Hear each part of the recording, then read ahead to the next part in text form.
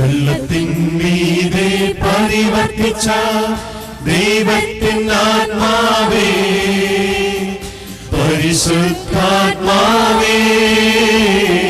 പരിശുദ്ധാത്മാവേ.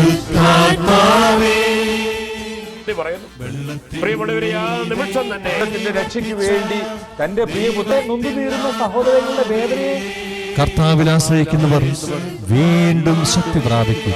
മിനിസ്ട്രിയുടെ പരിശുദ്ധാത്മ അഭിഷേകം നടക്കുകയായിരുന്നു. അതിൽ ഇവിടെ കുറേ പേര് വന്നിട്ടുണ്ട്. അപ്പോൾ അവരോടൊക്കെ നമ്മുടെ എക്സ്പീരിയൻസ് നമുക്ക് ചോദിച്ചറിയാം. നല്ല ധ്യാനമായിരുന്നു. ഇന്നൊരു ദിവസം ഞാൻ വന്നുള്ളൂ. പക്ഷേ ധ്യാനം കേട്ട് നല്ല ഉണർവുണ്ടായി. പരിശുദ്ധാത്മാവിൻ്റെ ഉറവ് കിട്ടി. എല്ലാം നല്ലതായിരുന്നു. നന്നായിട്ട് എൻജോയ് ചെയ്തു. പരിശുദ്ധാത്മാവിൻ്റെ നല്ല അഭിഷേകമായിരുന്നു. അഭിഷേകമുള്ള നല്ല ഇതായിരുന്നു, ധ്യാനമായിരുന്നു. അത് നമുക്കിവിടെ വളരെ റേറെ കിട്ടത്തുള്ളൂ. അത് കിട്ടിയത് വളരെ നന്നായി. അത് എല്ലാവർക്കും ആത്മീയമായിട്ടുള്ള ഉണർവിനുള്ളതാണ്. അതുകൊണ്ട് നമുക്ക് എല്ലാ വർഷവും നല്ല നമുക്ക് ഫ്രീക്വൻ്റ് അത് റിപ്പീറ്റ് ചെയ്യണമെന്നാണ് എൻ്റെ സജഷൻ. ധ്യാനം നല്ലൊരു എക്സ്പീരിയൻസ് ആയിരുന്നു. 2 ദിവസം കൂടിയുള്ളെങ്കിലും നല്ലതായിട്ട് നല്ലൊരു ആത്മവിശ്വാസം, നല്ലൊരു എക്സ്പീരിയൻസ്. എനിക്ക് ആക്ച്വലി ധ്യാനമൊക്കെ വളരെ ഇഷ്ടമാണ്. ഇത് ശരിക്കും നല്ലൊരു എക്സ്പീരിയൻസ് ആയിരുന്നു. സോ എല്ലാവരും ഇതുപോലുള്ള വാർഷിക ധ്യാനങ്ങൾ കൂടുതൽ കൂടണം. ഇപ്പം പരിശുദ്ധാത്മാവിൻ്റെ ആരോഗ്യം നമുക്ക് കൂടുതൽ കിട്ടും. ഇത് നല്ല ഒന്നാന്തരം ധ്യാനമായിരുന്നു. എല്ലാവരും വളരെ ഇഷ്ടപ്പെട്ടു. ഇനി മേലിൽ സംഭവിക്കട്ടെ എന്ന് വിഷയമില്ല. We're standing here after the retreat of Queen Mary Ministry. Now let's go and ask the people what they were feeling throughout the retreat. എങ്ങനെയുണ്ടായിരുന്നു അനുഭവം? നല്ല ധ്യാനമാണ്. അച്ഛൻ്റെ പ്രത്യേകിച്ച് നല്ല ധ്യാനമായിരുന്നു. ആളുകൾ എന്തെങ്കിലും ടച്ച് ചെയ്തിട്ടുണ്ടോ? ഫാമിലി ലൈഫിനെ കുറിച്ച് ഒത്തിരി ഡൊമിനിക്കങ്ങൾ ഒത്തിരി ചെയ്തു. ധ്യാനത്തെ 3 ദിവസം കൂടിയായിരുന്നു. വളരെ ദൈവാത്മികവും വളരെ മൂർച്ചയേറിയ ദൈവ സന്ദേശങ്ങളാണ് മനസ്സിനെ പതിക്കുന്ന രീതിയിലുള്ള വളരെ ആധ്യാത്മികമായ സന്ദേശങ്ങളാണ് നമുക്ക് ലഭിക്കുന്നത്. ഈ തുടർന്നുള്ള ഈ ധ്യാനം ഈ ക്വീൻ മേരി ടീമിന് എല്ലാവിധ അനുഗ്രഹങ്ങളും ഉണ്ടാകട്ടെ എന്ന് ആശംസിക്കുക, പ്രാർത്ഥിക്കുക. വചനം എന്ന് പറയുമ്പോഴത്തേക്കും വചനം ഞങ്ങൾ ശ്രമിക്കുമ്പോൾ അത് ഏത് രീതിയിൽ മറ്റുള്ളവർക്ക് പ്രയോജനപ്പെടുത്തക്ക രീതിയിൽ ഞങ്ങൾക്ക് പറഞ്ഞു കൊടുക്കുവാൻ സാധിക്കും. നമ്മുടെ നോയമ്പ് കാലത്ത് നമ്മുടെ ഇടവകയ്ക്ക് ഒരു പുതിയ ഉണർവ് കൊടുക്കാൻ കഴിഞ്ഞു. ദൈവത്തിൻ ആത്മാവേ, പരിശുദ്ധാത്മാവേ, പരിശുദ്ധാത്മാവേ, വെള്ളത്തിൻ മീതെ പരിവർത്തിച്ച ദൈവത്തിൻ ആത്മാവേ, പരിശുദ്ധാത്മാ. അധ്യായം 1, 6, 7 തിരുവചനങ്ങൾ. എൻ്റെ കൈവപ്പിലൂടെ നിങ്ങൾക്ക് ലഭിച്ച ദൈവീക വരം വീണ്ടും ഉജ്ജ്വലിപ്പിക്കണമെന്ന് ഞാൻ നിങ്ങളെ അനുസ്മരിപ്പിക്കുന്നു. എന്നാൽ ഭീരുത്വത്തിൻ്റെ ആത്മാവിനെയല്ല ദൈവം നിങ്ങൾക്ക് നൽകിയത്, ശക്തിയുടെയും സ്നേഹത്തിൻ്റെയും ആത്മനിയന്ത്രണത്തിൻ്റെയും ആത്മാവിനെയാണ് ദൈവം നിങ്ങൾക്ക് നൽകിയത്. പരിശുദ്ധാത്മാവ് ശക്തിയുടെ ആത്മാവാണ്. പരിശുദ്ധാത്മാവ് സ്നേഹത്തിൻ്റെ ആത്മാവാണ്. പരിശുദ്ധാത്മാവ് ആത്മനിയന്ത്രണത്തിൻ്റെ ആത്മാവാണ്. പ്രിയമുള്ളവരെ, കഴിഞ്ഞ എപ്പിസോഡുകളിൽ ശക്തിയുടെ ആത്മാവിനെക്കുറിച്ച് നാം ചിന്തിക്കുകയും ധ്യാനിക്കുകയുമായിരുന്നു. നാം ഈ സമയം സ്നേഹം തന്നെയായ പരിശുദ്ധാത്മാവിനെക്കുറിച്ച് ചിന്തിക്കുകയും ധ്യാനിക്കുകയുമാണ്. പരിശുദ്ധാത്മാവ് സ്നേഹത്തിൻ്റെ ആത്മാവാണ്. പരിശുദ്ധാത്മാവിൻ്റെ ഫലങ്ങളിലെ ഏറ്റവും പ്രധാനപ്പെട്ട ഫലമാണല്ലോ സ്നേഹം. എല്ലാ ഫലങ്ങളുടെയും അടിസ്ഥാന ഘടകം സ്നേഹമാണ്. റോമാക്കാർക്ക് എഴുതിയ ലേഖനത്തിലേക്ക് നമ്മൾ കടന്നു വരുമ്പോൾ അധ്യായം 5, 5-ാം തിരുവചനത്തിലൂടെ ദൈവവചനം നമുക്ക് വെളിപ്പെടുത്തി തരുന്നു. നമുക്ക് നൽകപ്പെട്ടിരിക്കുന്ന പരിശുദ്ധാത്മാവിലൂടെ ദൈവത്തിൻ്റെ സ്നേഹം നമ്മുടെ ഹൃദയത്തിലേക്ക് ചൊരിയപ്പെടുന്നു. പരിശുദ്ധാത്മാവിലൂടെയാണ് ദൈവത്തിൻ്റെ സ്നേഹം നമ്മുടെ ഹൃദയങ്ങളിലേക്ക് ഒഴുകി ഇറങ്ങി വരുന്നത്. എന്തിനു വേണ്ടി? ദൈവത്തെ പൂർണ്ണ മനസ്സോടെ പൂർണ്ണ ശക്തിയോടെ പൂർണ്ണ ആത്മാവോടെ സ്നേഹിക്കുവാനും നമ്മൾ കാണപ്പെടുന്ന സഹോദരങ്ങളെ നിസ്വാർത്ഥമായി സ്നേഹിക്കുവാനുമുള്ള സ്നേഹത്തിൻ്റെ അഭിഷേകം പരിശുദ്ധാത്മാവിലൂടെയാണ് നമുക്ക് ലഭിക്കുന്നത്. കർത്താവിൻ്റെ ഏറ്റവും പ്രധാനപ്പെട്ട കൽപ്പന അതുതന്നെയാണല്ലോ, ദൈവത്തെ സ്നേഹിക്കുക, നിന്റെ കാണപ്പെടുന്ന സഹോദരനെ സ്നേഹിക്കുക.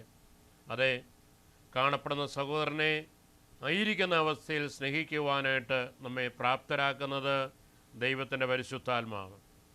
ദൈവത്തെ പൂർണ്ണ മനസ്സോടെ, പൂർണ്ണ ശക്തിയോടെ, പൂർണ്ണ ആത്മാവോടെ നമ്മെ സ്നേഹിക്കുവാനായിട്ട് പ്രാപ്തരാക്കുന്നത് ദൈവത്തിൻ്റെ പരിശുദ്ധാത്മാവാണ്. എന്താണ് ദൈവത്തിൻ്റെ സ്നേഹത്തിൻ്റെ പ്രത്യേകത?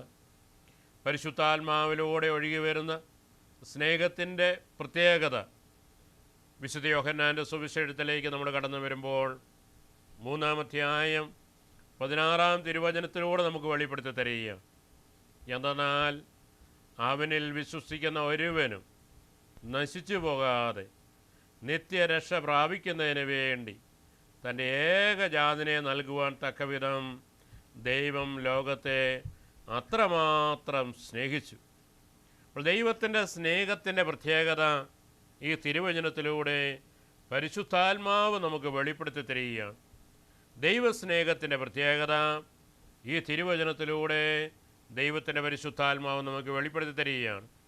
എന്തെന്നാൽ അവനിൽ വിശ്വസിക്കുന്ന ഒരുവനും നശിച്ചു പോകാതെ നിത്യരക്ഷ പ്രാപിക്കുന്നതിന് വേണ്ടി തൻ്റെ ഏകജാതനെ നൽകുവാൻ തക്കവിധം ദൈവത്തിൻ്റെ സ്നേഹത്തിൻ്റെ പ്രത്യേകത ഈ തിരുവചനത്തിലൂടെ അടിവരയിട്ട് പരിശുദ്ധാത്മാവ് നമുക്ക് വെളിപ്പെടുത്തി തരികയാണ്.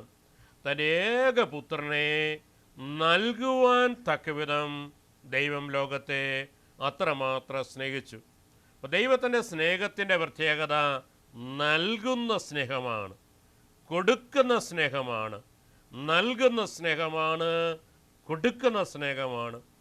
ഉൽപ്പത്തി പുസ്തകത്തിൻ്റെ ആദ്യ താളുകളിലേക്ക് നാം കടന്നു വരുമ്പോൾ കണ്ടെത്തുവാനായിട്ട് സാധിക്കും, ദൈവം ആദത്തെ സൃഷ്ടിച്ചു.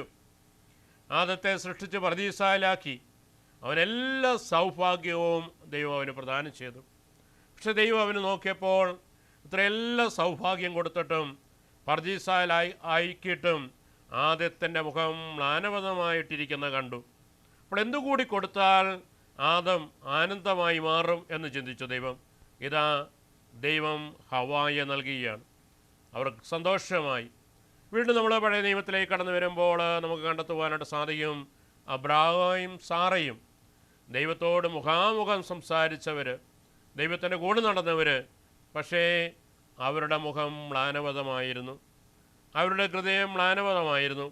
ദൈവം ചിന്തിച്ചു, എന്തുകൂടി കൊടുത്താൽ അബ്രാഹവും സാറയും സന്തോഷമാകും? അവരുടെ ദുഃഖത്തിൻ്റെ വിഷമത്തിൻ്റെ കാരണം എന്താണ് എന്ന് ദൈവം മനസ്സിലാക്കി. അവർക്ക് മക്കളില്ല, കുഞ്ഞില്ല. ദൈവം ഇതാ കുഞ്ഞിനെ കൊടുക്കുകയാണ്. ആ കുടുംബം സന്തോഷമായി മാറുകയാണ്. പ്രിയമുള്ളവരെ, ദൈവത്തിൻ്റെ സ്നേഹം എപ്പോഴും കൊടുക്കുന്ന സ്നേഹമാണ്. ദൈവത്തിൻ്റെ സ്നേഹം എപ്പോഴും നൽകുന്ന സ്നേഹമാണ്. ഈ സ്നേഹമാണ് പരിശുദ്ധാത്മാവിലൂടെ നമ്മളുടെ ഹൃദയത്തിലേക്ക് ഒഴുകി വരുന്ന സ്നേഹം. നമ്മുടെ ഹൃദയത്തിലേക്ക് ഒഴുകി വരുന്ന സ്നേഹം. ഈ സ്നേഹം സ്വർഗത്തിൽ നിന്ന് പൊട്ടി ഒഴുകി ഇറങ്ങി വരുന്ന സ്നേഹമാണ്. ഈ സ്നേഹത്തിൻ്റെ ചൈതന്യമാണ്, ഈ സ്നേഹത്തിൻ്റെ അഭിഷേകമാണ് നമ്മുടെ ഹൃദയങ്ങളിൽ നിറയേണ്ടത്. കാരണം എന്താണ്? ഇന്ന് നമ്മുടെ ദാമ്പത്യ ബന്ധങ്ങളിലേക്ക് കടന്നു വരൂ, നമ്മുടെ കുടുംബ ബന്ധങ്ങളിലേക്ക് കടന്നു വരൂ, നമ്മുടെ സുഹൃത്ത് ബന്ധങ്ങളിലേക്ക് കടന്നു വരൂ. എവിടെയും പ്രശ്നത്തിൻ്റെ മൂലകാരണം, പ്രശ്നത്തിൻ്റെ ആരംഭം സ്നേഹത്തിൻ്റെ പരാതിയാണ്, സ്നേഹത്തിൻ്റെ കുറവാണ്, സ്നേഹത്തിൻ്റെ ശൂന്യതയാണ്. എല്ലാ ബന്ധങ്ങളിലും സ്നേഹം പറ്റിപ്പോയിരിക്കുന്നു. സുഹൃത്ത് ബന്ധങ്ങളിൽ സ്നേഹം പറ്റിപ്പോയിരിക്കുന്നു, ദാമ്പത്യ ബന്ധങ്ങളിൽ സ്നേഹം പറ്റിപ്പോയിരിക്കുന്നു, കുടുംബ ബന്ധങ്ങളിൽ സ്നേഹം പറ്റിപ്പോയിരിക്കുന്നു. കിട്ടാതെ പോയ സ്നേഹത്തെക്കുറിച്ച്, ലഭിക്കാത്ത സ്നേഹത്തെക്കുറിച്ച് പരസ്പരം കുറ്റം പറഞ്ഞ്, പരസ്പരം വഴക്കുണ്ടാക്കി ബന്ധങ്ങൾ അകന്നു പോകുന്ന, കുടുംബ ബന്ധങ്ങൾ അകന്നു പോകുന്ന, ദാമ്പത്യ ബന്ധങ്ങൾ അകന്നു പോകുന്ന, സുഹൃത്ത് ബന്ധങ്ങൾ അകന്നു പോകുന്ന ആത്മീയതയാണ് ഒരുപക്ഷെ നമ്മുടെ ജീവിതത്തിൽ ഉണ്ടായിക്കൊണ്ടിരിക്കുന്നത്. ഇത് മാറേണ്ടിയിരിക്കുന്നു പ്രിയമുള്ളവരെ. ദൈവത്തിൻ്റെ ആത്മാവിൻ്റെ അഭിഷേകം സ്വീകരിച്ചു കഴിഞ്ഞാൽ, ആത്മാവിൻ്റെ അഭിഷേകത്തിലാണ് ഞാൻ എങ്കിൽ, ആത്മാവിലേക്ക് ഞാൻ കടന്നു വന്നാൽ, ആത്മാവിൻ്റെ നിറവിലേക്ക് അഭിഷേകത്തിലേക്ക് ഞാൻ പ്രവേശിച്ചു കഴിഞ്ഞാൽ എന്നിലൂടെ സ്നേഹം ഒഴുകുവാനായിട്ട് തുടങ്ങും. ആ സ്നേഹത്തിനൊരു പ്രത്യേകതയുണ്ട്. ആ സ്നേഹത്തിൻ്റെ പ്രത്യേകത വിശുദ്ധ ലൂക്കാട് സുവിശേഷത്തിൽ 6-ാം അധ്യായം 31-ാം തിരുവചനത്തിലൂടെ പരിശുദ്ധാത്മാവ് വെളിപ്പെടുത്തി തരികയാണ്. മറ്റുള്ളവർ എങ്ങനെ നിങ്ങളെ സ്നേഹിക്കണമെന്ന് നിങ്ങൾ ആഗ്രഹിക്കുന്നുവോ, മറ്റുള്ളവർ എങ്ങനെ നിങ്ങളോട് പെരുമാറണമെന്ന് നിങ്ങൾ ആഗ്രഹിക്കുന്നുവോ, അങ്ങനെ തന്നെ നിങ്ങൾ മറ്റുള്ളവരോട് പെരുമാറുവിൻ. പരിശുദ്ധാത്മാവിൻ്റെ അഭിഷേകം സ്വീകരിച്ചൊരു വ്യക്തി, ദൈവത്തിൻ്റെ ആത്മാവിൻ്റെ അഭിഷേകത്തിലേക്ക് കടന്നു വന്ന് ദൈവസ്നേഹം ഹൃദയത്തിലേക്ക് ചൊരിയപ്പെട്ട് നിറയപ്പെട്ട ഒരു വ്യക്തി എപ്രകാരമായി തീരുന്നുവെന്ന് തിരുവചനം നമുക്ക് വെളിപ്പെടുത്തി തരുവാനായിട്ട് ആഗ്രഹിക്കുകയാണ്. മറ്റുള്ളവരെങ്ങനെ ഞങ്ങളോട് സംസാരിക്കണമെന്ന് ആഗ്രഹിക്കുന്നുവോ അങ്ങനെ തന്നെ നിങ്ങൾ മറ്റുള്ളവരോട് സംസാരിക്കുവിൻ. മറ്റുള്ളവരെങ്ങനെ നിങ്ങൾ പെരുമാറണമെന്ന് നിങ്ങൾ ആഗ്രഹിക്കുന്നുവോ അങ്ങനെ തന്നെ നിങ്ങൾ മറ്റുള്ളവരോട് പെരുമാറുവിൻ. മറ്റുള്ളവരെങ്ങനെ നിങ്ങളെ സ്നേഹിക്കണമെന്ന് ആഗ്രഹിക്കുന്നുവോ അങ്ങനെ തന്നെ നിങ്ങൾ മറ്റുള്ളവരെ സ്നേഹിക്കുവിൻ. എൻ്റെ ഭാര്യ എന്നെ എങ്ങനെ സ്നേഹിക്കണമെന്ന് ഞാൻ ആഗ്രഹിക്കുന്നുവോ അങ്ങനെ തന്നെ നിങ്ങൾ ഭാര്യയെ ആദ്യമേ സ്നേഹിക്കുവിൻ. എൻ്റെ ഭർത്താവ് എന്നെ എങ്ങനെ സ്നേഹിക്കണമെന്ന് ഞാൻ ആഗ്രഹിക്കുന്നുവോ അങ്ങനെ തന്നെ ആദ്യമേ ഭർത്താവിനെ സ്നേഹിക്കുവിൻ. എന്ന് പറഞ്ഞാൽ പ്രിയമുള്ളവരെ, നിസ്വാർത്ഥമായ സ്നേഹത്തിൻ്റെ തലത്തിലേക്ക്, നിസ്വാർത്ഥമായ സ്നേഹത്തിൻ്റെ ബന്ധത്തിലേക്ക് കടന്നു വരുവാൻ ദൈവത്തിൻ്റെ പരിശുദ്ധാത്മാവ് നമ്മെ വിളിക്കുകയാണ്. ഏത് ഹൃദയത്തിൽ നിന്ന് നിസ്വാർത്ഥമായ സ്നേഹത്തിൻ്റെ ഒഴുക്കുണ്ടാകുന്നുവോ അവിടെ മാത്രമേ ബന്ധങ്ങൾ ഉണ്ടാകുകയുള്ളൂ. ബന്ധങ്ങൾ ഉണ്ടാകണമെങ്കിൽ, ബന്ധങ്ങൾ നിലനിൽക്കണമെങ്കിൽ, ബന്ധങ്ങൾ വളരണമെങ്കിൽ മനുഷ്യഹൃദയത്തിൽ നിന്ന് നിസ്വാർത്ഥമായ സ്നേഹമൊഴുകണം. മനുഷ്യഹൃദയത്തിൽ നിന്ന് നിസ്വാർത്ഥമായ സ്നേഹമൊഴുകുമ്പോൾ മാത്രമേ ബന്ധങ്ങൾ രൂപപ്പെടുകയുള്ളൂ, ബന്ധങ്ങൾ വളരുകയുള്ളൂ, ബന്ധങ്ങൾ നിലനിൽക്കുകയുള്ളൂ. ദൈവം യോജിപ്പിച്ച ദാമ്പത്യ ബന്ധം മരണം വരെ നിലനിൽക്കണമെങ്കിൽ, മരണം വരെ വളരണമെങ്കിൽ, മരണം വരെ ഉയരണമെങ്കിൽ നിസ്വാർത്ഥമായ സ്നേഹത്തിൻ്റെ ഒഴുക്ക് ജീവിത പങ്കാളിയിൽ വന്ന് നിറയണം. എല്ലാ ബന്ധങ്ങളും അങ്ങനെ തന്നെയാണ്. ദൈവം അടുപ്പിക്കുന്ന, ദൈവം യോജിപ്പിക്കുന്ന, ദൈവം പരിചയപ്പെടുത്തുന്ന എല്ലാ ബന്ധങ്ങളും നിലനിൽക്കണമെങ്കിൽ, ബന്ധങ്ങളിൽ വളരണമെങ്കിൽ, ബന്ധങ്ങളിൽ ഉയരണമെങ്കിൽ, ബന്ധങ്ങളിൽ വളർച്ച പ്രാപിക്കണമെങ്കിൽ നിസ്വാർത്ഥമായ സ്നേഹത്തിൻ്റെ അഭിഷേകത്തിലേക്ക് നാം കടന്നു വരണം. നിസ്വാർത്ഥമായ സ്നേഹം ലോകത്തിൽ നിന്ന് ലഭിക്കുന്നതല്ല. നിസ്വാർത്ഥമായ സ്നേഹം സ്വർഗത്തിൽ നിന്ന് ദൈവത്തിൻ്റെ ആത്മാവിലൂടെ ഒഴുകി എൻ്റെ ആത്മാവിൽ വന്ന് നിറയുന്നതാണ്.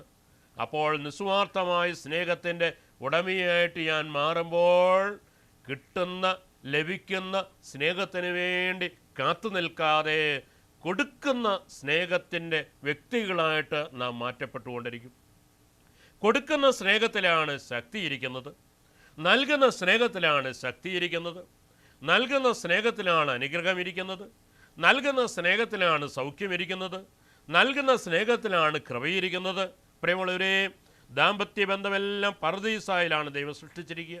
ദാമ്പത്യ ബന്ധമെല്ലാം പർദീസ അനുഭവത്തിൽ വളരണമെങ്കിൽ ആത്മാവിലൂടെ കടന്നു വരുന്ന സ്വാർത്ഥമായ സ്നേഹം ഹൃദയത്തിൽ സ്വീകരിച്ചുകൊണ്ട് ജീവിത പങ്കാളി സ്നേഹം ഒഴുക്കുവാനായിട്ട് ആരംഭിക്കുമ്പോൾ ആ ഒഴുക്കുന്ന സ്നേഹത്തിലൂടെ ആര് ആ സ്നേഹം സ്വീകരിക്കുന്നുവോ ആ സ്വീകരിക്കുന്ന വ്യക്തിയിലേക്ക് അനുഗ്രഹം ഒഴുകുവാനായിട്ട് തുടങ്ങും, അഭിഷേകം ഒഴുകുവാനായിട്ട് തുടങ്ങും, സൗഖ്യം ഒഴുകുവാനായിട്ട് തുടങ്ങും, കൃപയൊഴുകുവാനായിട്ട് തുടങ്ങും, വിടുതൽ ഒഴുകുവാനായിട്ട് തുടങ്ങും.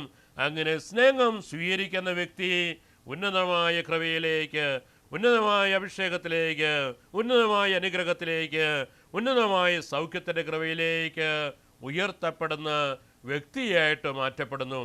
1 കൊരിന്ത്യർ 14-ാം അധ്യായം 1-ാം തിരുവചനം, സ്നേഹമായിരിക്കട്ടെ നിങ്ങളുടെ ലക്ഷ്യം. ഒരു ക്രൈസ്തവൻ്റെ, ഒരു വിശ്വാസിയുടെ ഏക ലക്ഷ്യം, ഉന്നതമായ ലക്ഷ്യം സ്നേഹമായിരിക്കണം. കാരണം പരിശുദ്ധാത്മാവ് സ്നേഹത്തിൻ്റെ ആത്മാവാണ്.